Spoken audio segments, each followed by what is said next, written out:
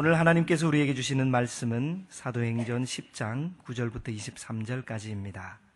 이튿날 그들이 길을 가다가 그 성에 가까이 갔을 그때에 베드로가 기도하려고 지붕에 올라가니 그 시각은 제6시더라. 그가 시장하여 먹고자 하매 사람들이 준비할 때에 황홀한 중에 하늘이 열리며 한 그릇이 내려오는 것을 보니 큰 보자기 같고 네 귀를 땅에 메어 드리웠더라. 그 안에는 땅에 있는 각종 네 발 가진 짐승과 기는 것과 공중에 나는 것들이 있더라. 또 소리가 있어 이르되 베드로야 일어나 잡아먹으라 하거늘 베드로가 이르되 주여 그럴 수 없나이다. 속되고 깨끗하지 아니한 것을 내가 결코 먹지 아니하였나이다 한데 또 두 번째 소리가 있어되 하나님께서 깨끗하게 하신 것을 내가 속되다 하지 말라 하더라. 이런 일이 3번 있은 후 그 그릇이 곧 하늘로 올려져 가니라. 베드로가 본 바 환상이 무슨 뜻인지 속으로 의아해 하더니 마침 고넬료가 보낸 사람들이 시몬의 집을 찾아 문 밖에 서서 불러 묻되 베드로라 하는 시몬이 여기 유숙하느냐 하거늘 베드로가 그 환상에 대하여 생각할 때에 성령께서 그에게 말씀하시되 두 사람이 너를 찾으니 일어나 내려가 의심하지 말고 함께 가라.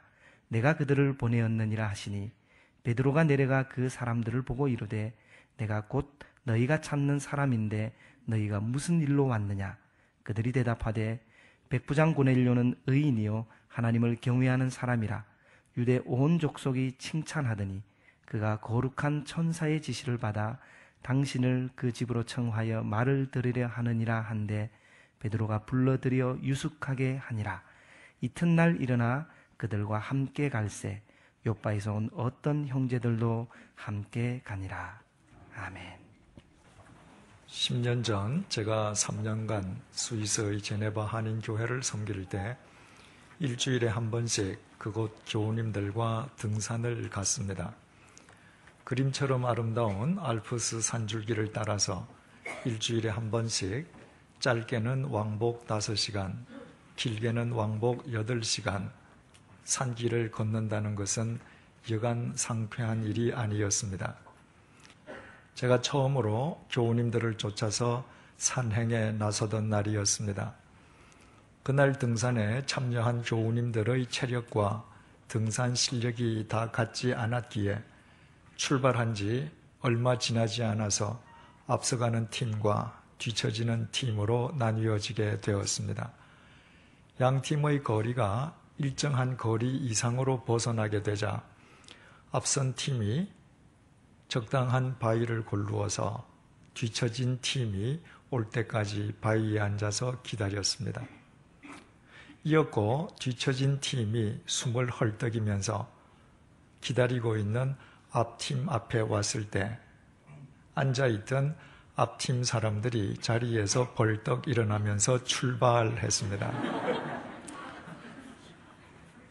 그분들은 쉬었다고 생각하지 않고 뒤처진 팀을 기다렸다고 생각하기 때문에 뒤처진 팀에게 휴식 시간이 필요하다는 생각을 하지 못한 것입니다. 목표 지점에 다다르기까지 그런 일이 몇 번이나 반복되었습니다. 그래서 일정한 시간마다 알맞게 휴식을 취한 앞선 팀은 끝까지 생생하게 산행을 했고 휴식할 틈을 얻지 못한 뒤처진 팀은 끝까지 숨을 헐떡이면서 힘겹게 산을 올라갔습니다. 처음 등산에 나섰던 제게 그것은 참 재미있는 광경이었습니다. 그리고 그것은 인간이 자기도 모르게 얼마나 자기중심적인지를 보여주는 한 단면이기도 했습니다. 앞선 팀은 몇 번이나 쉬면서도 쉰다는 생각을 결코 하지 않았습니다. 뒤처진 팀을 배려하느라 기다려준다고만 생각했습니다. 뒤처진 팀에 대한 진정한 배려는 가쁜 숨을 고를 수 있도록 휴식 시간을 주는 것이요, 그들과 보조를 함께 하는 것입니다. 만약 누군가가 매사에 이렇듯 실제로는 그 누구도 배려하지 않으면서 자신은 마치 많은 사람을 배려하는 것으로 착각하고 살아간다면 그런 사람과 함께 살아가는 사람들은 뒤처진 산행팀처럼 그 삶이 얼마나 고달프고 힘겹겠습니까? 그러나 제네바 한인교회 산행팀은 그 다음부터는 뒤처진 팀을 진정으로 배려하게 되었습니다. 가이사랴에 있는 고넬료가 요빠의 베드로를 청하기 위해서 세 사람을 보내었습니다. 그 세 사람은 밤을 새워가며 요빠를 향해 걸어갔습니다. 그리고 이튿날 12시경이 되어서 베드로가 유숙하고 있던 집 문 앞에 도착했습니다. 그와 때를 맞추어서 하나님 아버지께서는 베드로가 고넬료의 요청을 거절할 수 없도록 옥상 위에서 기도하던 베드로로 하여금 동일한 환상과 음성을 3번이나 반복해서 보고 듣게 하셨습니다. 그리고 성령님께서 베드로에게 이렇게 말씀하셨습니다. 본문 19절 하반절에서 20절 말씀입니다. 두 사람이 너를 찾으니 일어나 내려가 의심하지 말고 함께 가라. 내가 그들을 보내었느니라. 성령님께서는 베드로에게 성령님께서 보내신 사람이 지금 와 있으므로 의심하지 말고 그들과 함께 가라고 명령하셨습니다. 그 명령에 베드로가 기도하던 옥상에서 내려와 문 밖으로 나갔고 마침 기다리고 있던 사람들과 만나게 됩니다. 그리고 그들은 지난 시간에 생각해 보았던 것처럼 가이사랴에 있는 고넬료가 하나님의 레마를 듣기 위해서 베드로를 청한다는 사실을 밝혔습니다. 성령님께서 베드로에게 너를 찾아오는 사람을 의심하지 말고 함께 가라고 명령하셨고 성령님께서 언급하신 사람들이 지금 베드로의 눈앞에 서 있습니다. 그렇다면 베드로는 그 즉각 출발하면서 길을 나서는 것이 마땅할 것입니다. 하지만 베드로는 그렇게 하지 않았습니다. 23절 상반절을 보시겠습니다. 베드로가 불러들여 베드로는 자신을 찾아온 사람들을 일단 집 안으로 불러들였습니다. 그들로 하여금 잠시 목이나 축이게 한 뒤에 곧장 길을 떠나기 위함이 아니었습니다. 본문 10절은 그 직전의 상황을 이렇게 밝혀주고 있습니다. 그가 시장하여 먹고자 하매 사람들이 준비할 때에 그때의 시각이 낮 12시경이었으므로 베드로는 이미 시장길을 느끼고 있었고 그 베드로를 위해서 무두장이 집안 식구들이 음식을 준비하고 있었습니다. 따라서 베드로가 자신을 찾아온 사람들을 집 안으로 불러들여 함께 점심 식사를 한 뒤에 출발하려고 했던 것도 아니었습니다. 23절 상반절을 다시 보시겠습니다. 베드로가 불러들여 유숙하게 하니라. 베드로는 그들을 집 안으로 불러들여서 유숙하게 했습니다. 유숙하게 했다는 것이 무슨 의미입니까? 그날 하루를 온전히 쉬면서 묵게 해 주었다는 의미입니다. 본래 원문에 기록되어 있는 헬라어 크세니조는 후히 영접한다는 뜻입니다. 그런데도 우리말 성경이 그 용어를 유숙하게 했다고 번역한 것은 원문의 의도를 그대로 살리기 위한 탁월한 번역이었다고 할 수 있습니다. 23절 하반절을 보시겠습니다. 이튿날 일어나 그들과 함께 갈새 요빠에서 온 어떤 형제들도 함께 가니라. 베드로가 그들과 함께 가이사랴로 향하기 위해서 요빠의 집을 나선 날은 이튿날이었습니다. 따라서 베드로는 자신을 찾아온 사람들을 집 안으로 불러들여서 후히 영접한 것만 아니라 이튿날이 이르기까지 그날 낮과 그날 밤을 편안히 쉬게 해준 것이었습니다. 그때의 시간이 낮 12시경이라고 했습니다. 아침에 일어나서 오전 중 편안히 쉬었던 베드로로서는 점심 식사로 배를 든든히 채운 뒤에 얼마든지 당장 가이사랴로 출발할 수 있었습니다. 그런데도 베드로는 자신은 출발할 수 있지만 자신을 찾아온 세 사람을 위해서 그날 출발하지 않고 그들을 일단 하루 동안 유숙하게 했습니다. 밤을 새워서 자신을 찾아온 그 사람들에 대한 배려였습니다. 이처럼 베드로는 상대의 입장에서 상대를 배려할 줄 아는 진정한 그리스도인이었습니다. 베드로가 자신을 찾아온 사람들을 불러들여 유숙하게 했던 집은 무두장이 시몬의 집이었습니다. 무두장이 시몬의 집에서 고넬료가 보낸 세 사람들이 시몬과 함께 식탁에서 밥을 먹고 한 지붕 밑에서 잠을 자게 된 것입니다. 2000년 전의 관습상 그것은 절대로 있을 수 없는 일이었습니다.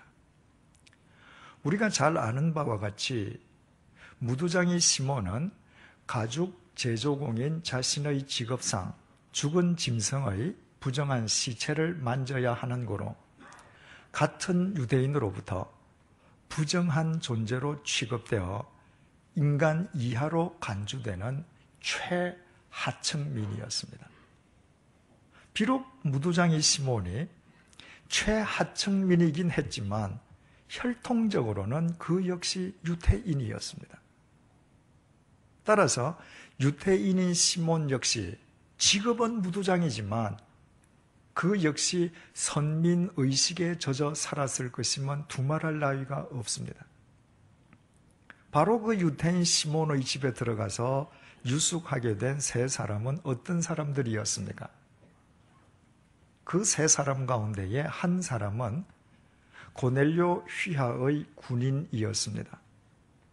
고넬료는 로마 시민으로만 구성되어 있는 정예부대 이탈리아 부대의 장교였습니다.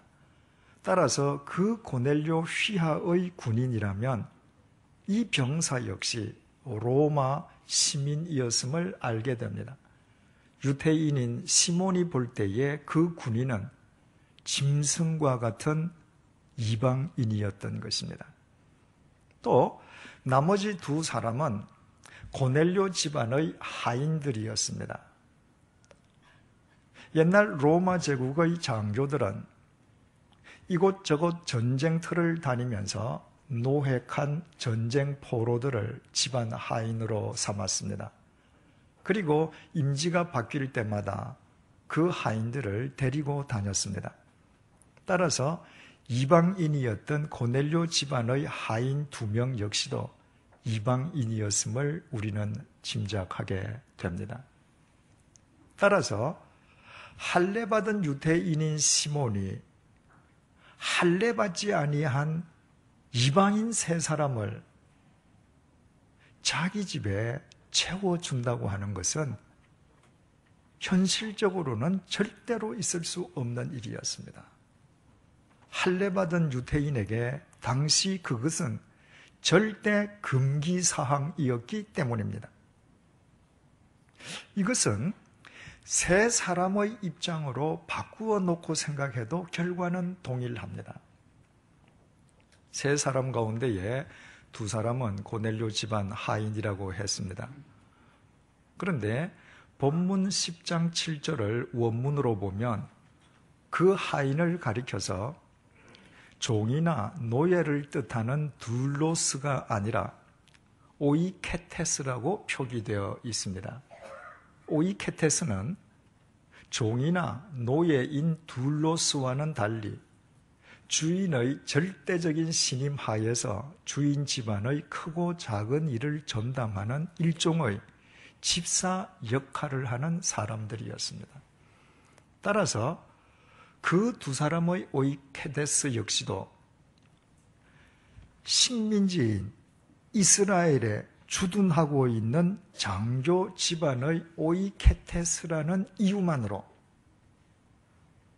그 역시도 식민지 백성인 유대인들을 업신여기고 유대인들이 인간 취급하지 않는 무두장이 정도는 아예 거들떠 보지도 않았을 것입니다. 이것은 일제강점기 시대에 일본군 장교집의 대만 출신 오이케테스가 자신이 오이케테스이면서도 단지 주둔군 장교 집안의 오이케테스라는 이유만으로 식민지 백성인 조선인들을 업신여겼을 것임과 같은 일입니다. 게다가 나머지 한 사람은 당시 지중해 세계 최강인 로마 제국의 현역 군인이었습니다. 그것도 이스라엘을 식민 통치하는 정예부대, 이달리아 부대의 현역 군인이었습니다. 그렇다면 그가 로마 제국이 식민 통치하는 이스라엘 내에서 자기 자신에 대한 자부심과 자존심이 얼마나 컸겠습니까? 따라서 그 로마 제국의 현역 군인이 자기 상관의 오이케테스를 데리고 모든 사람들이 인간으로 취급조차 하지 않는 무두장이의 집에 들어가서 잠을 잔다고 하는 것은 일제 강점기 시대에 일본 군인이 자기 상관의 오이케테스를 데리고 모든 조선인이 인간으로 간주하지 않는 백정의 집에 들어가서 잠을 자는 것처럼 현실적으로는 전혀 불가능한 일이었습니다. 이처럼 유대인인 무두장이 시몬은 이방인을 자기 집에서 재워줄 수 있는 처지가 전혀 아니었고, 새 이방인은 인간으로 간주되지 않는 무두장이 집을 자신들의 유숙지로 선택할 입장이 전혀 아니었습니다. 그런데도 유대인인 무두장이 시몬은 그 새 이방인에게 기꺼이 자기 집을 제공했고, 새 이방인들은 그 무두장이의 집에서 거리낌 없이 음식을 먹고 잠을 잤습니다.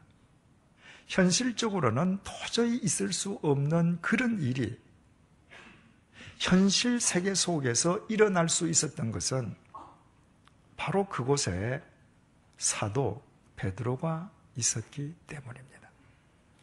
만약에 사도 베드로가 그곳에 없었던들 그 양자는 서로 상종도 하지 않았을 것이요, 한자리에 앉지도 않았을 것입니다. 그렇다고 해서 그것이 베드로 개인의 역량이나 능력으로 인함이었던 것은 아니었습니다. 그것은 베드로가 예수 그리스도를 자신의 주인으로 모신 진정한 그리스도인이었기 때문에 가능했던 일이었습니다.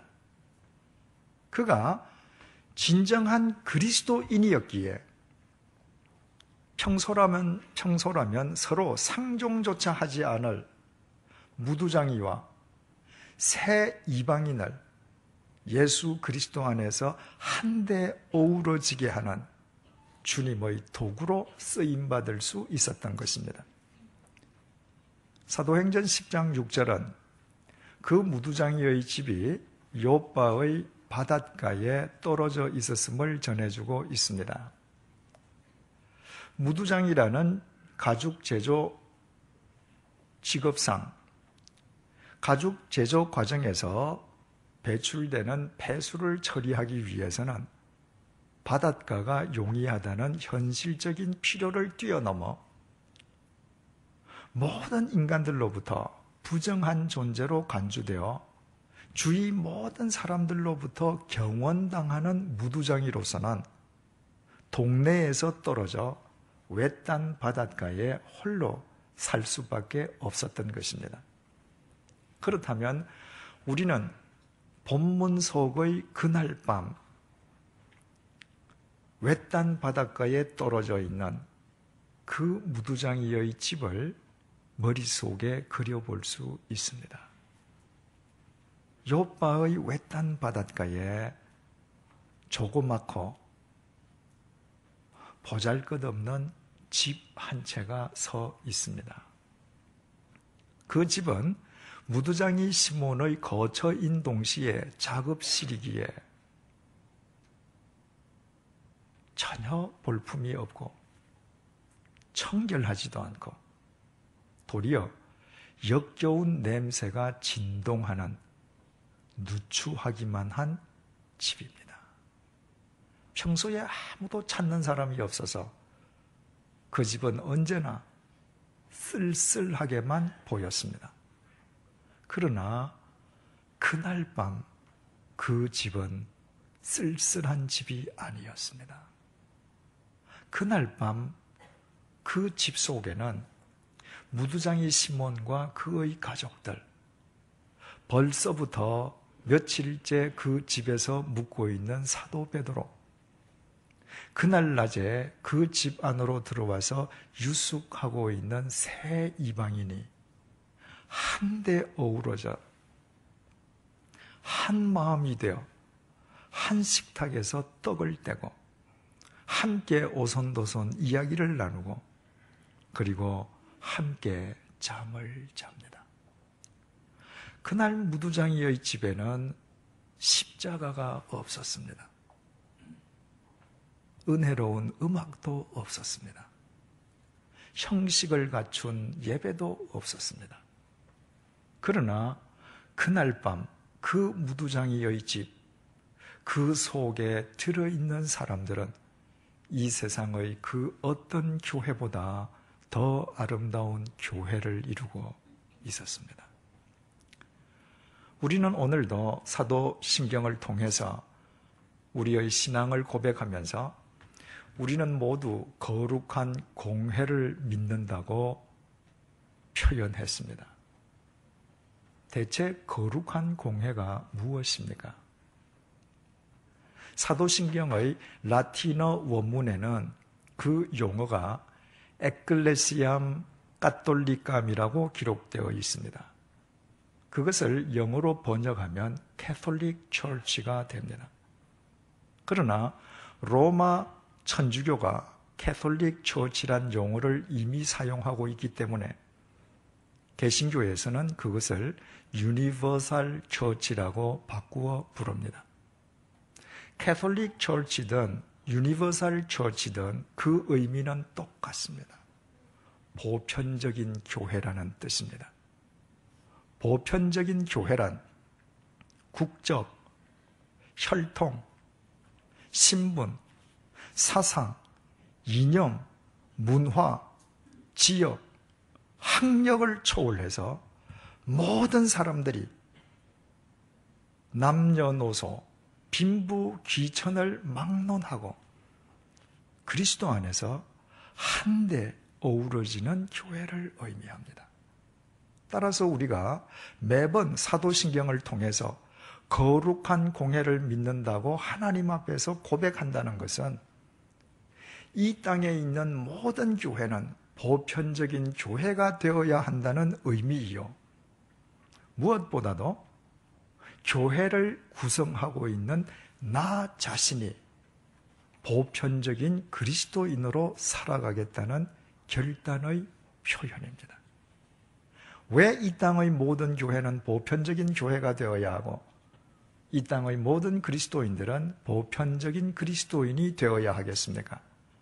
그 해답은 우리의 주님이신 예수 그리스도 안에서 찾을 수 있습니다. 2000년 전 예수님께서 이 땅에 계실 때 예수님 주위에는 비천한 갈릴리의 어부들, 인간으로 취급조차 받지 못하는 더러운 창녀들, 가난한 과부들이 있었는가 하면 지체 높은 산헤드린 의원도 있었고 막대한 부를 지닌 거부도 있었습니다. 또 동족의 고혈을 짜내어서 로마 제국에 세금을 바치는 세리가 있었는가 하면 이스라엘의 독립을 위해서 무력마저 불사하는 열심당원들도 있었습니다. 그 모든 사람들을 요즘 용어로 표현하면 예수님 주위에는 수구파에서부터 시작해서 보수파, 진보파를 거쳐 급진파에 이르기까지 모든 계층과 모든 종류의 사람들이 총망라되어 있었습니다. 예수님께서는 그 모든 사람들과 함께 하셨지만 그러나 그 누구에게도 속하지 않으셨습니다. 예수님께서는 그 모든 사람들의 위에 계셨습니다. 그래서 예수님께서는 각각 다른 그 많은 사람들을 당신의 생명과 진리로 한 사람씩 배려해 주실 수 있으셨고, 그 이질적인 사람들은 예수 그리스도의 절대적인 진리 안에서 상대적일 수밖에 없는 자신들의 생각과 신념을 교정해 가면서 그리스도 안에서 모두 한데 어우러지는 보편적인 교회를 이루고 보편적인 그리스도인으로 살아갈 수 있었습니다. 바로 이 주님을 자신의 주인으로 모시고 살아가는 베드로였기에 베드로 역시 주님을 본받아 자신은 유대인이면서도 유대인에 속하지 않았습니다. 그렇다고 이방인에게 속하지도 않았습니다. 유대인과 이방인을 나누는 이분법적 사고방식에서 벗어나서 유대인과 이방인 그 위에 계신 예수 그리스도에게 속한 그리스도인으로 살아갔습니다. 그래서 베드로는 요바에서 자신을 모시려는 그리스도인들이 많이 있었음에도 같은 유대인들로부터 인간 취급조차 받지 못하는 불쌍한 유대인 시몬을 배려해서 그의 집을 자신의 유숙지로 선택했고, 자신의 여건은 점심만 먹고 얼마든지 출발할 수 있었지만 밤을 새워 걸어온 이방인들을 배려해서 그들을 자신이 묵고 있는 무두장이 시몬의 집에 유숙해 함으로써 평소에 버림받은 집처럼 보였던 그 집이 그리스도 안에서 보편적인 교회로 승화되게 했습니다. 바로 이것이 창립 3주년을 맞는 오늘 주님께서 우리에게 주시는 메시지입니다. 우리 교회는 3년 전에 한국 개신교의 시발점인 양화진 외국인 선교사 묘원과 한국 그리스도인의 종착점인 용인 순교자 기념관을 관리 보존하고 그 두 성지와 연관된 분들의 신앙을 개성해서 선교 200년의 비전을 함양한다는 목적으로 창립되었습니다. 그래서 그동안 양화진을 통해서 사익을 추구하던 소수 무리들의 터무니없는 거짓 모함과 온갖 도전 속에서도 우리는 주님께서 우리에게 주신 사명을 이행하기 위해서 최선을 다해왔습니다. 그 결과 불과 3년 만에 이곳 양화진은 외형적 지도가 바뀌어지게 되었습니다. 그러나 양화진 묘원이 새롭게 수축되고 교육관과 홍보관이 건립되는 등의 외형적 결과만에 우리가 만족해서는 안 될 것입니다. 그런 것은 돈과 뜻만 있으면 누구든지 할 수 있는 일이기 때문입니다. 우리가 진정으로 주님께서 우리에게 맡겨주신 사명을 완수할 수 있기 위해서는 무엇보다도 우리 자신들이 먼저 보편적 교회, 보편적 그리스도인이 되지 않으면 안 됩니다. 바로 그것이 참된 믿음의 시발점이요, 과정인 동시에 종착점이기 때문입니다. 좌파 정권 10년 만에 우파 정권이 들어선 이래 근래 우리나라는 날이 갈수록 좌파와 우파, 다시 말해서 진보주의자들과 보수주의자들 간의 대립이 격렬해지고 있습니다. 시계의 추가 좌우를 왔다 갔다 하면서 시간이 나아가는 것처럼 진보주의자들과 보수주의자들이 공생하고 상생할 때에만 이 나라의 역사가 진전될 수 있음에도 불구하고 이 땅의 좌파와 우파들은 철천지 원수처럼 매사에 대립하고 충돌하고 싸우고 있습니다. 미국산 쇠고기 수입과 관련해서 촉발된 촛불 집회로 인해서 온 사회가 대립하게 된 것 역시 따지고 보면 쇠고기를 빌미로 한 좌파와 우파의 대립일 뿐임을 알게 됩니다. 안타까운 것은 종교인까지도 그에 가세해서 대립을 더 심화시키고 있다는 것입니다. 그리스도인들 가운데에 진보주의자들은 예수 그리스도를 진보파의 선봉장으로 간주합니다. 보수주의자들에게 예수 그리스도는 보수주의자로 투영됩니다. 강도의 소굴로 전락한 예루살렘 성전을 정화하기 위해서 그곳을 가득 채우고 있던 장사꾼들을 몰아내실 때의 예수님은 진보주의자를 넘어 과격 혁신주의자처럼 보입니다.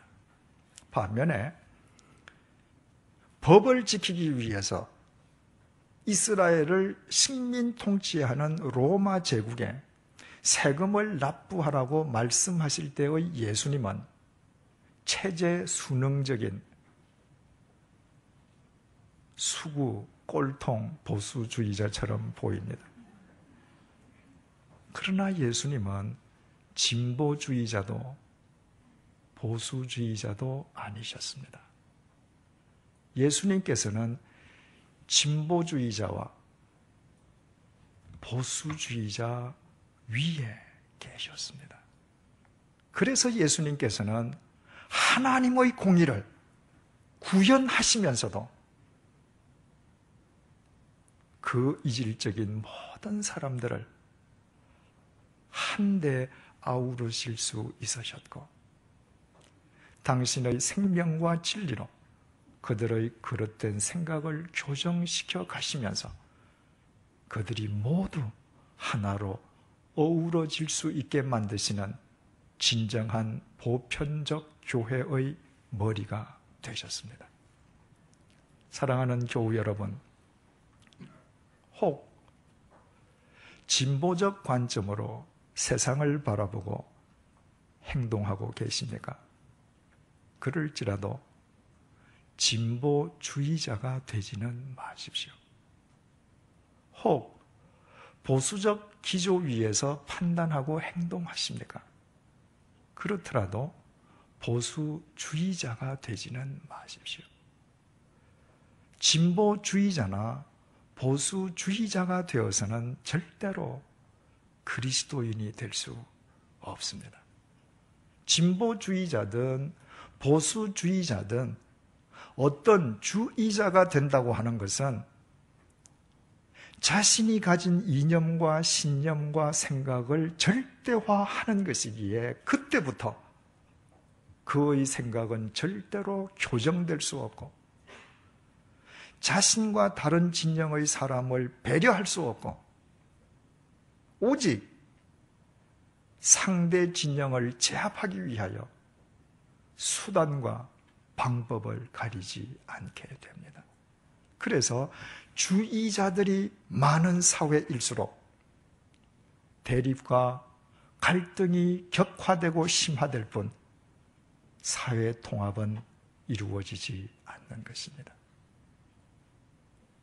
우리 모두 진보주의자와 보수주의자 위에 계신 예수 그리스도에게 속한 그리스도인으로 살아가십시다. 그분의 눈으로 이 세상을 바라보고 판단하십시다. 그때 우리는 우리와 다른 모든 사람들을 한데 아우르고 그들 한 사람 한 사람을 배려할 줄 아는 이 시대의 베드로가 될 것이요. 100주년 기념교회는 이 사회를 통합시키는 진정한 보편적 교회가 될 것이요. 이 암울한 시대 상황 속에서 우리를 100주년 기념교회 교인으로 살게 하신 주님의 뜻이 우리의 삶과 이 민족의 역사 속에 구현될 것입니다. 기도하시겠습니다. 서로 알지 못했던 우리를 원근 각처에서 양화진으로 불러내시어 100주년 기념교회를 이루게 하시고 지난 3년 동안 우리를 눈동자처럼 지켜주시며 부족한 우리를 통해 영광을 받아주신 주님, 창립 3주년을 맞이하여 주님께서 베풀어 주신 은혜에 감사드리면서 또다시 새로운 1년을 향해 우리의 발을 내딛습니다. 지금 우리나라는 좌파와 우파, 진보주의자와 보수주의자의 대립이 그 어느 때보다도 격렬합니다. 정부든 정치 집단이든 언론기관이든 사회단체든 민간 집단이든 서로 상대에 대한 배려는 아랑곳 없이 오직 상대를 제압하기 위하여 수단과 방법을 가리지 않고 있습니다. 이 암울한 시대 속에 주님께서 우리에게 한국 개신교의 시발점인 양화진 외국인 선교사 묘원과 종착점인 용인 순교자 기념관을 맡겨주셨사오니 무엇보다도 우리가 먼저 이 시대를 위한 보편적 교회, 보편적 그리스도인이 되게 하여 주옵소서.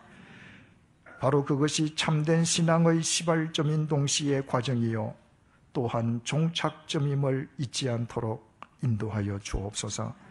사회적 불의와 맞설 때에는 앞장서서 진보적으로 사고하고 행동하되 진보주의자가 되지는 않도록 붙들어 주옵소서.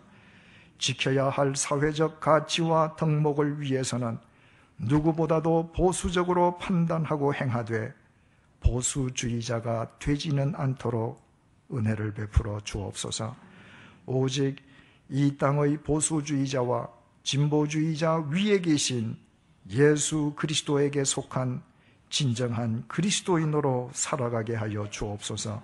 그 결과 그리스도 안에서 상대적일 수밖에 없는 우리 각자의 생각이 교정되게 하시고 그리스도 안에서 나와 생각이 다른 사람을 배려할 줄 알게 하시고 그리스도 안에서 모든 사람을 한데 아우르는 이 시대의 베드로가 되게 하여 주옵소서. 그리하여 100주년 기념교회가 분열된 이 사회를 통합시키는 하나의 미랄이 되게 하시고 이 암울한 시대에 우리로 하여금 100주년 기념교회 교인으로 살게 하신 주님의 뜻이 우리의 삶과 이 민족의 역사 속에 이루어지게 하여 주옵소서. 예수님의 이름으로 기도합니다. 아멘.